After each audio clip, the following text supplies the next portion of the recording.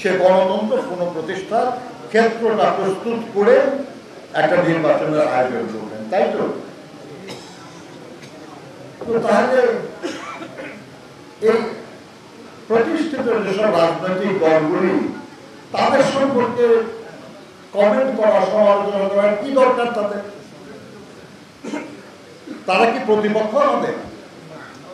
আমরা তো মনে করি না তাদের প্রতিপক্ষ, এবং তারা আমাদের প্রতিপক্ষ হওয়ার যোগ্য না।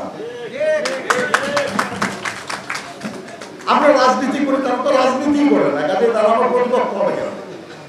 আমরা ইলেকশন করবো, তারা কি আমাদের বিরুদ্ধে ইলেকশন করবে? তাদের প্রতিপক্ষ তো না আমাদের।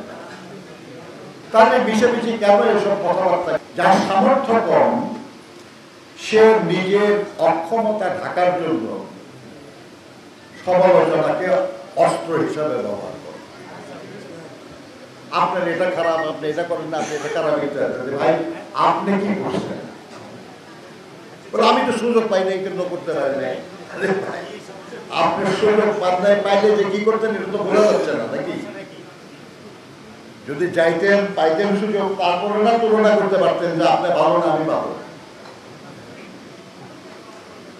কিন্তু তারপরে এটা হবে এবং এর জবাব যেন আমাদের কাছে প্রস্তুত থাকে। আসে জবাব হলো আমাদের ইতিহাস, জবাব হলো আমাদের অর্জন, জবাব হলো আমাদের কর্মসূচি। আলোচনা করারও যোগ্যতা অর্জন করতে হয়। আমি 3 বছর রাজনীতি করি ধরেন, আর যে 40 বছর রাজনীতি করে আমি তার সমালোচনা করার যোগ্য?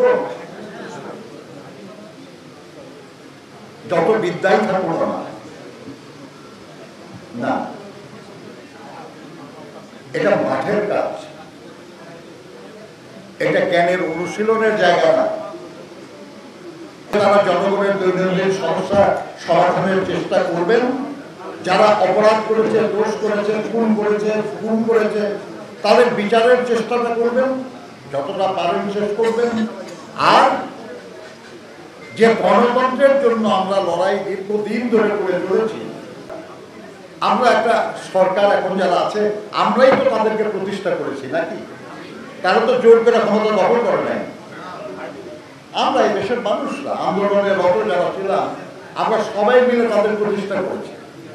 তাদের কাছে প্রত্যাশা কি আমাদের?